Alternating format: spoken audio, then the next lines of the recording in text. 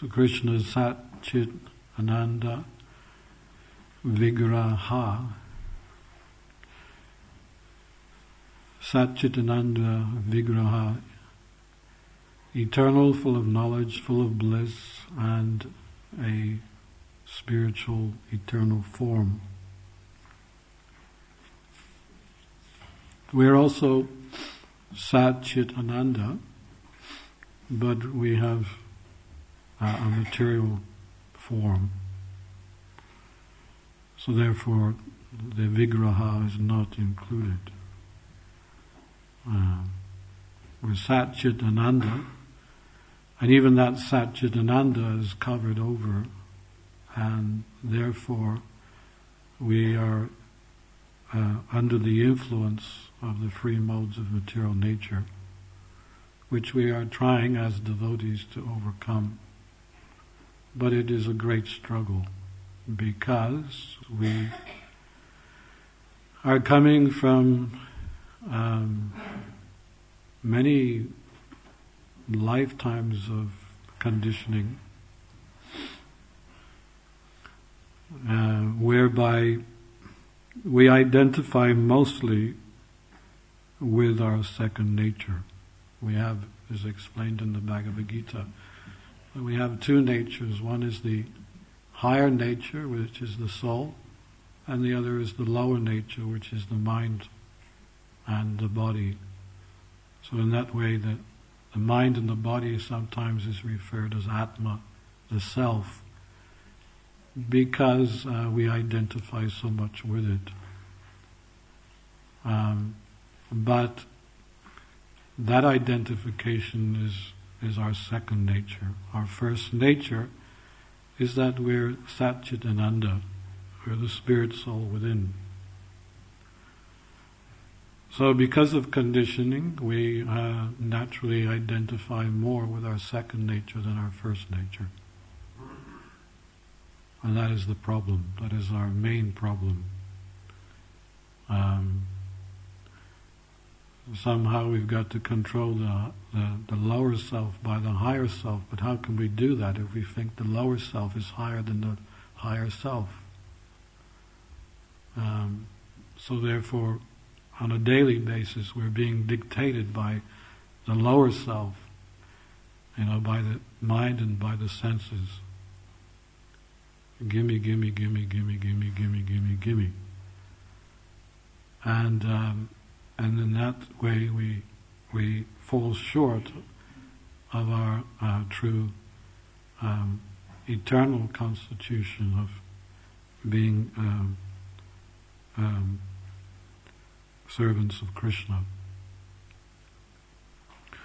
So then naturally from that we receive other difficulties in our spiritual life, and one of them is that when there's a slight inconvenience or provocation from somewhere, then we get very upset.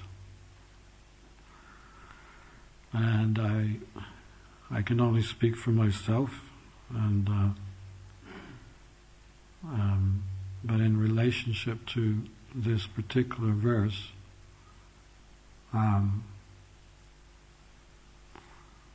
where Krishna himself he's partial, he's not attached to either way in regards to whether he's being famed or praised or blasphemed.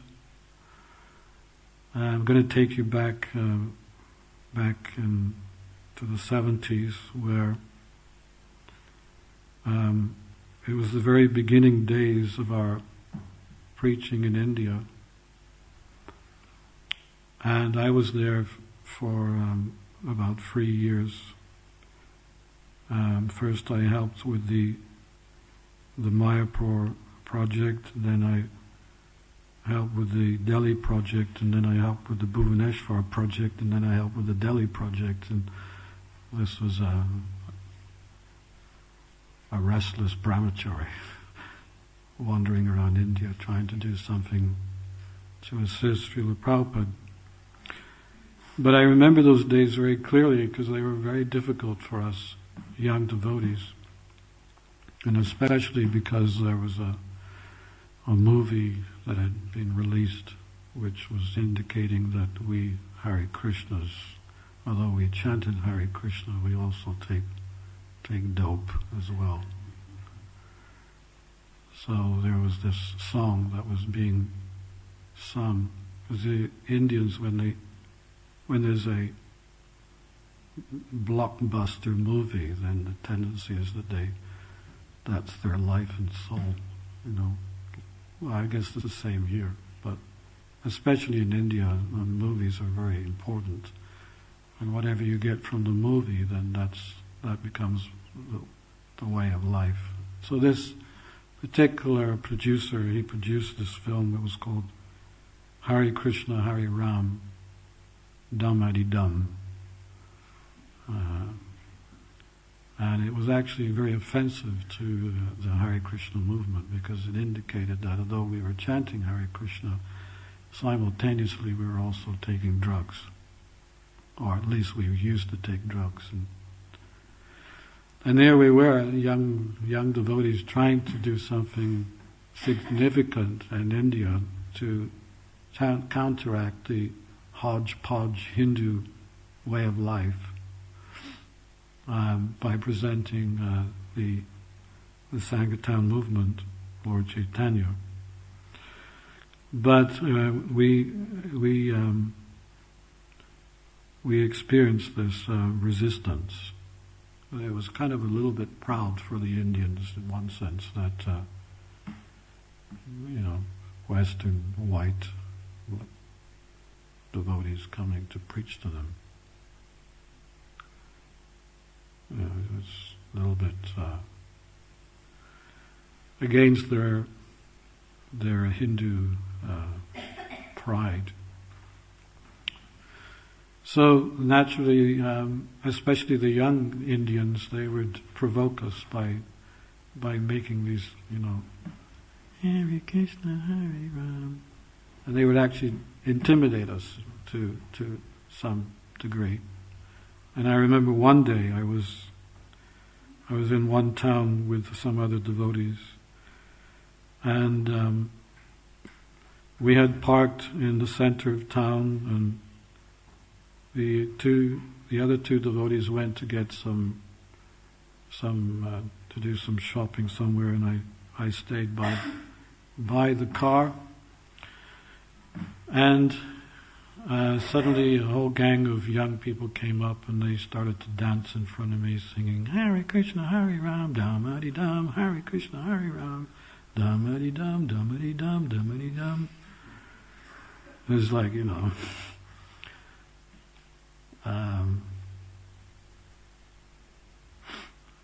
at that time I was British. And British people don't like things like that.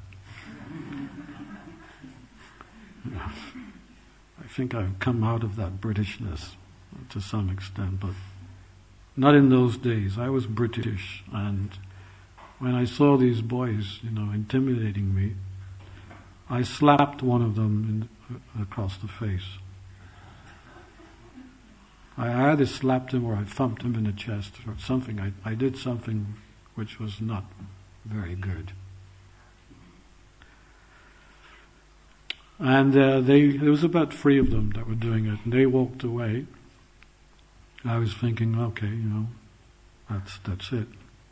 But no, within about 10 minutes, he had brought practically the whole village in the center of town, and there was an absolute uproar, to say the least. And when the other 2 devotees came back, they inquired from me what's going on, and I said, well, I hit someone, and they're now very angry. And then he asked, well, why did you hit him? And I said, well, because they were chanting Dum Adi Dum to me. And, it's taken me a long time to give up my drugs, and I don't want someone coming before me saying Dum Adi Dum. And it was just too much for my false ego. He said, but you don't hit anyone in India. If you hit someone in India, you're in trouble. And we're all now in trouble. And so what he did, because he was our leader, he said, look, we're going to walk to the car, and we're going to do it very slowly, jump in the car, and then we're going to just drive away. And hopefully we'll get away from here. So that's what we did do. But as soon as we entered the car, we told the driver, okay, jaldi, jaldi, get out of here. And then he turned around and said, I don't have the keys.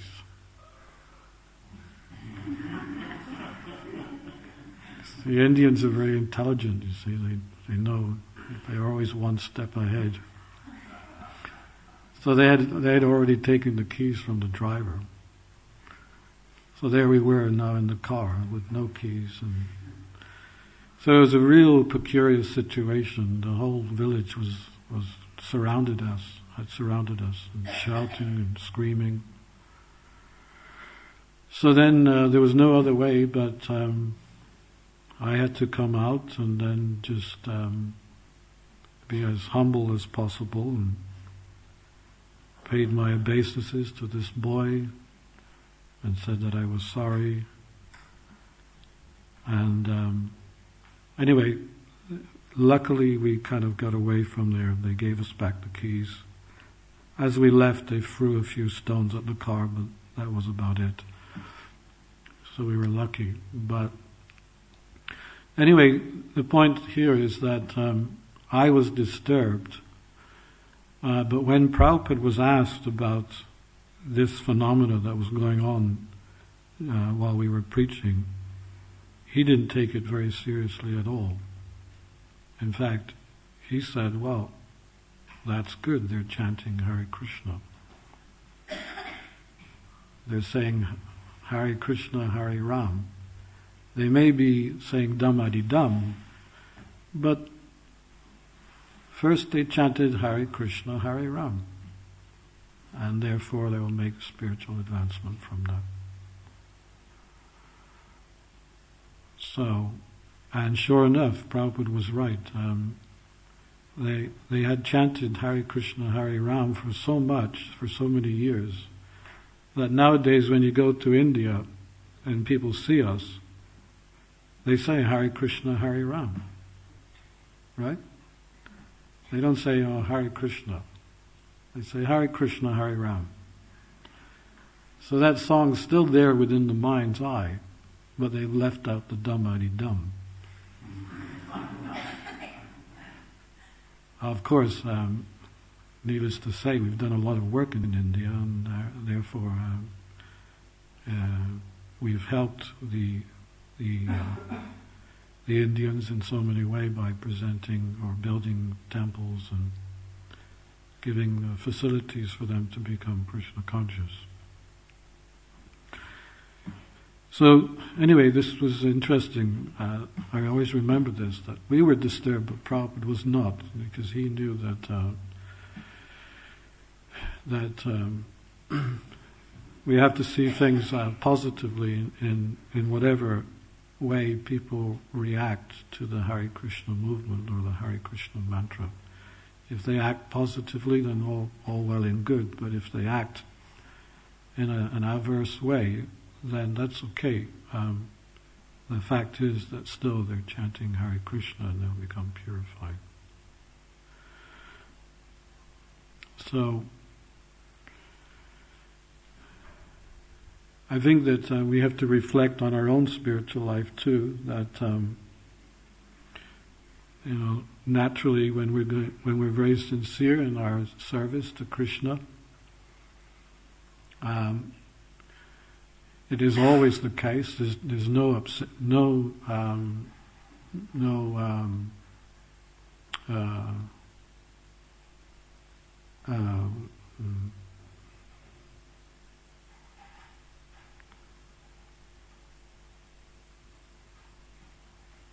what's another word for difference? There's no difference from one to another. There's no oh, I forgot the word now. Anyway, an exception, that's the word. There's no exception to this particular rule. It's almost like a rule that Krishna has. It doesn't matter how sincere you are in your service to Krishna, there will be aversions. There will be someone coming up and giving you a real hard time. Prabhupada gives the example that when the caravan passes, the dogs will come out and bark. It's a normal phenomena of the dog. That if something's moving near his home, then he'll come out and bark. What are you doing here? Go away. Why do you even dare to come past my house? Row, row, row.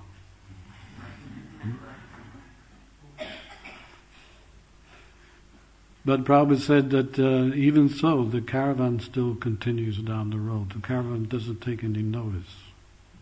It's just a dog, after all. So, in the same way, in our service to Spiritual Master and Krishna, there will be persons who will find some fault. And sometimes they're non-devotees, and even sometimes they're devotees.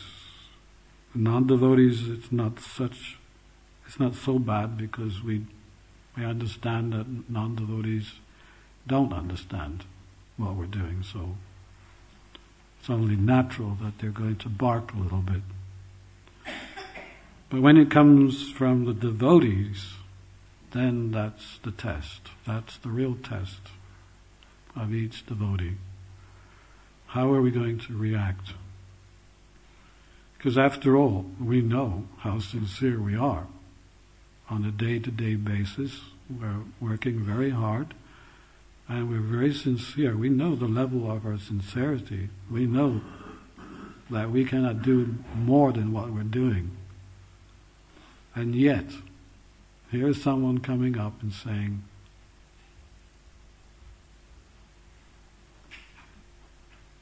naughty, naughty, naughty, naughty, naughty.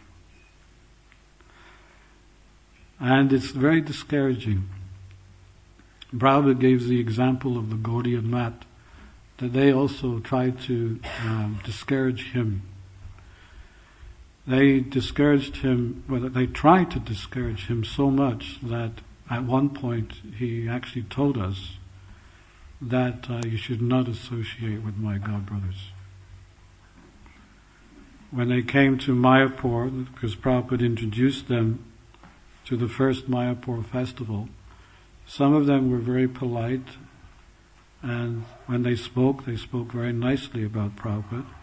But others, they were a little bit critical, even to the point of going in detail.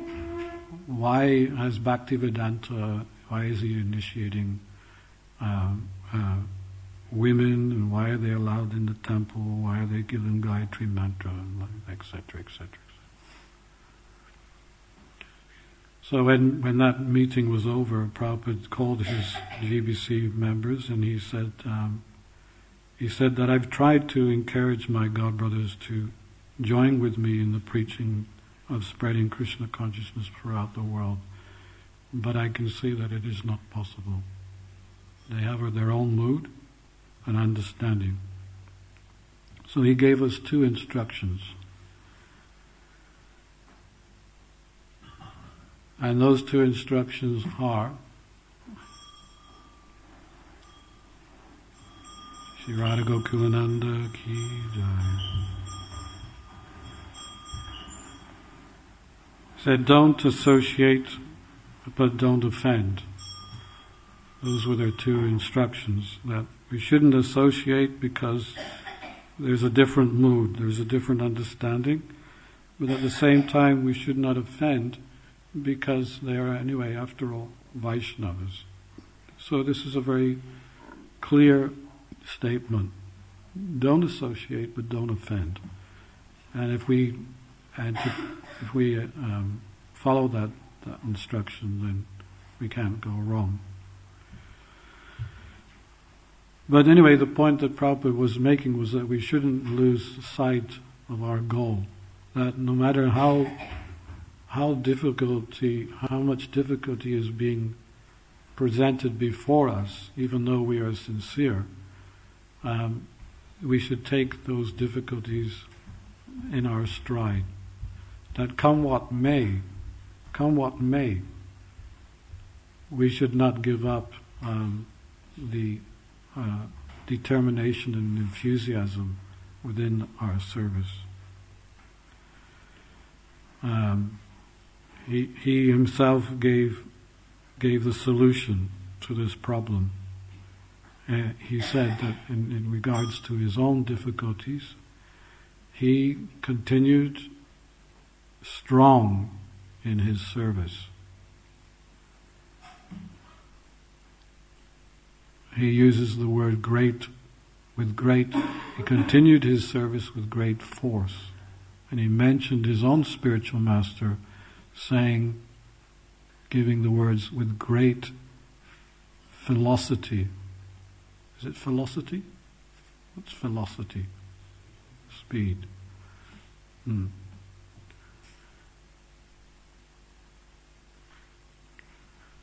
Maya also tries to stop us. She cannot stop us if we're doing two things. If we're chanting Hare Krishna and we're serving other devotee Vaishnavas.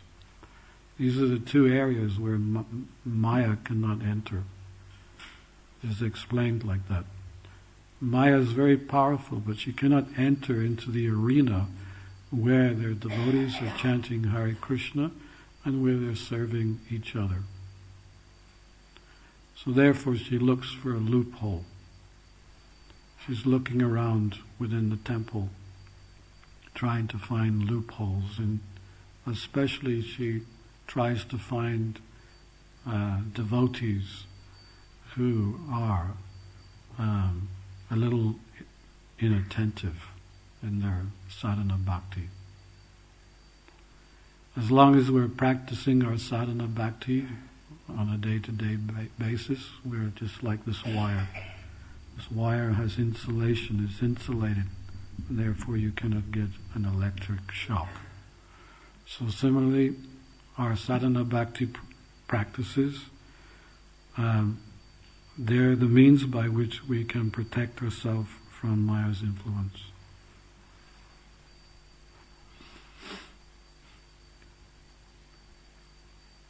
But if we slacken and we're inattentive in those practices, then that's where she comes in, and she uses us as an instrument by which she can cause havoc within the temple. And it's done very, very subtly. It's almost, we don't even know what's going on. She is so powerful that she can just blanket the temple with her illusion just by using one individual.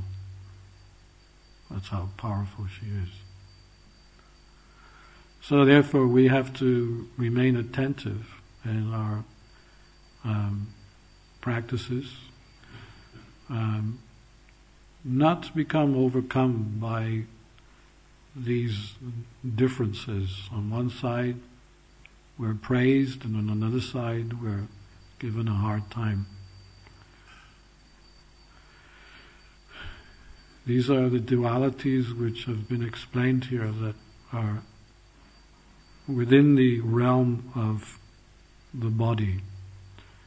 The person who's in the mode of ignorance and passion. We have to rise above these modes and come to the mode of goodness. In the mode of goodness, we don't take too seriously someone who's praising us, and we don't take too seriously someone who's chastising us.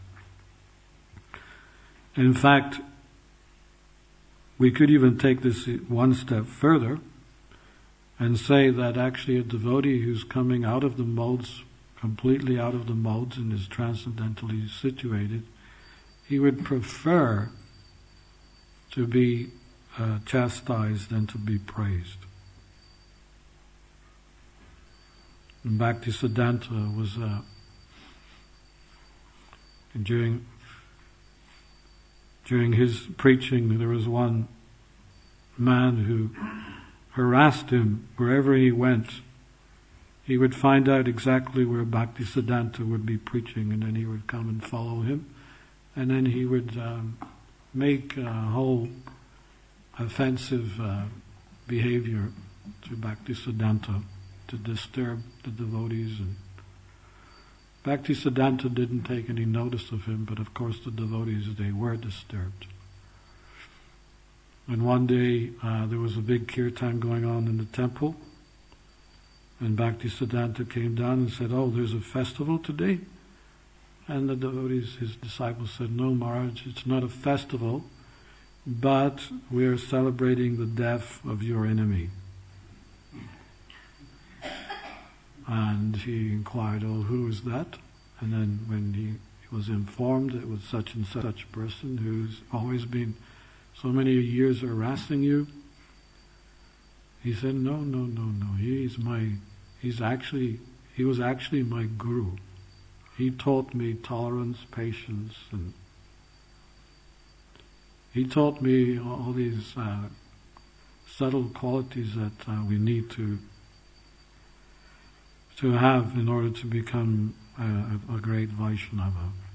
So this is an interesting scenario because it's the complete opposite of what we're conditioned to think.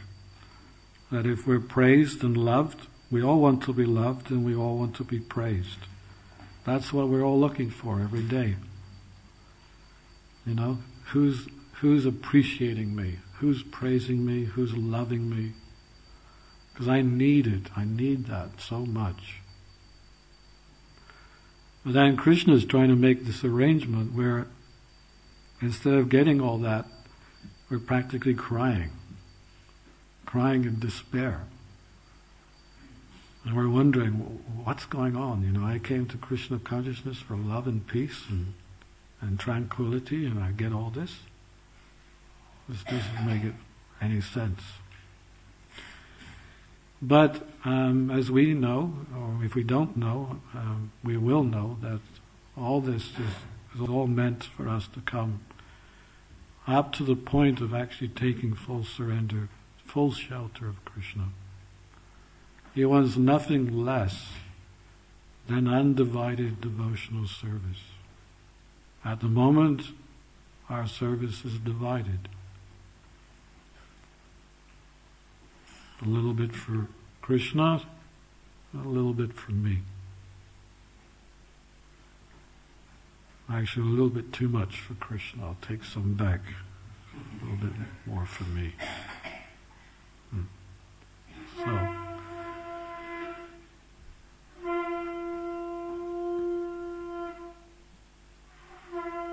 there was one Indian gentleman who came to Prabhupada's room and he put a big check, a large check down on Prabhupada's table.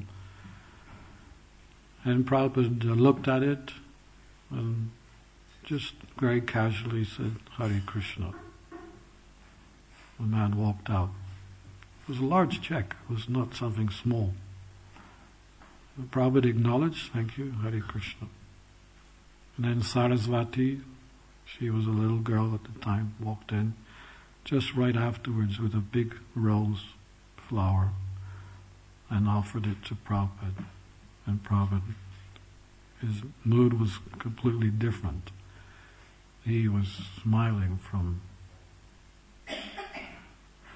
he was very happy with her offering because he saw her offering was with more love than with the offering that was given by the businessman a few moments ago.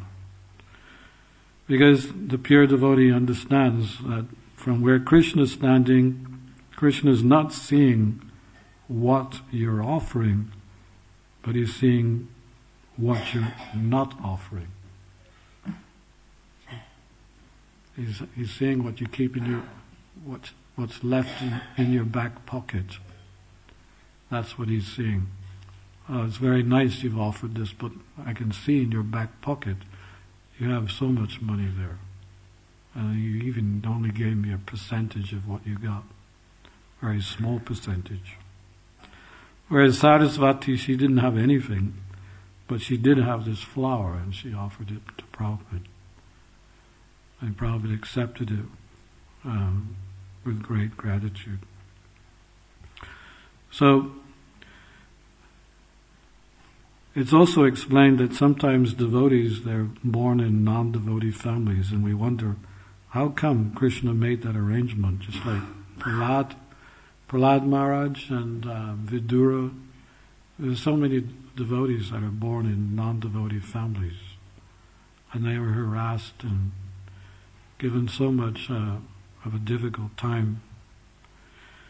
And Prabhupada, or Vishwanath Chakravarti explains that he gives a few analogies. He said that a candle or a sunrise becomes very beautiful at twilight or sun or dusk. The sun, when it rises, then the sun is very beautiful. If you look at the sun at midday, it doesn't look very beautiful. You don't tend to look at the sun midday, but you look at the sun at the end of the day or in the beginning of the day. He also gave the example of when you're hungry, then you will appreciate eating. If you're not hungry, you don't take your eating so seriously. But when you're very hungry, like we are now, after Ekadashi, we can't wait to eat those grains. I don't know about anyone else, but that's how I feel. I'm highly motivated here sitting giving this class. So I know there's a plate of Mahaprasad coming in a few moments. But this is the opposite, you see, the opposite of what we think should be is actually not. We would imagine that a devotee, a great devotee like Prahlad, he would be born in a nice family, in an exceptionally wonderful family. So why is he born in a demon family?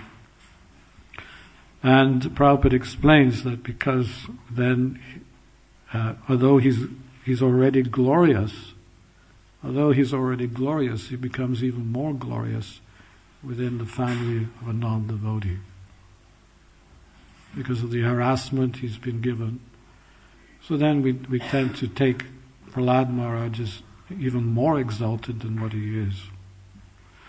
So in this way we should try as much as possible to not become inattentive in our determination to execute our daily practices of Krishna consciousness. We need to try to maintain single-mindedness. Single-mindedness meaning that don't let the mind be diverted into different directions.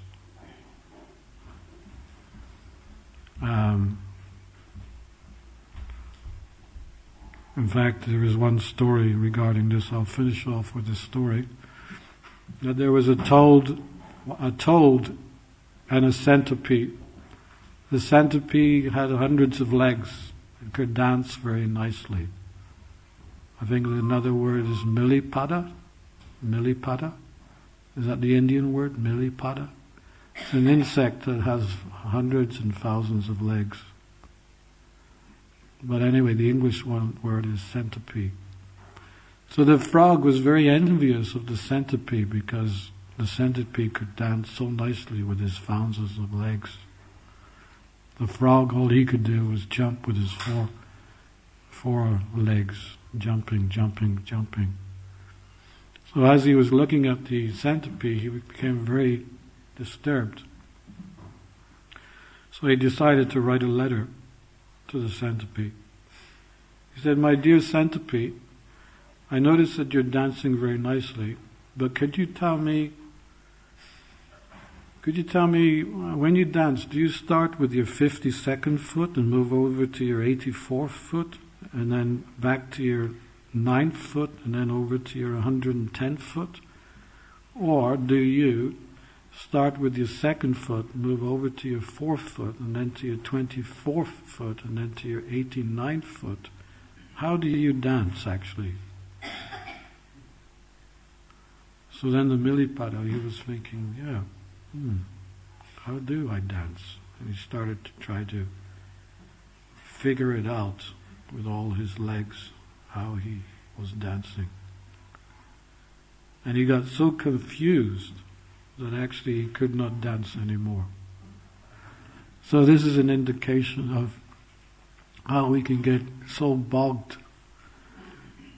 The mind can get so diverted into different directions that the real thing, the thing that we need to do, which is our service to Krishna, we can no longer do it properly. Sometimes that happens when the spiritual master comes. Different devotees have different services to welcome the spiritual master. So one devotee is going to take his coat, another devotee is going to take his shoes off, and then another devotee is going to give a garland, and then another devotee is going to show him where to sit.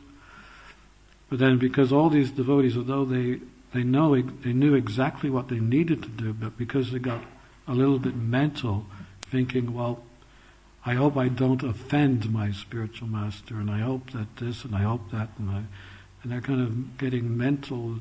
The mentalness just drives them completely dizzy, and when it's time to actually do the service, they everyone does their service in the wrong way. They give the garland before taking off the coat, and we've seen these phenomena sometimes in the temple. It's quite funny,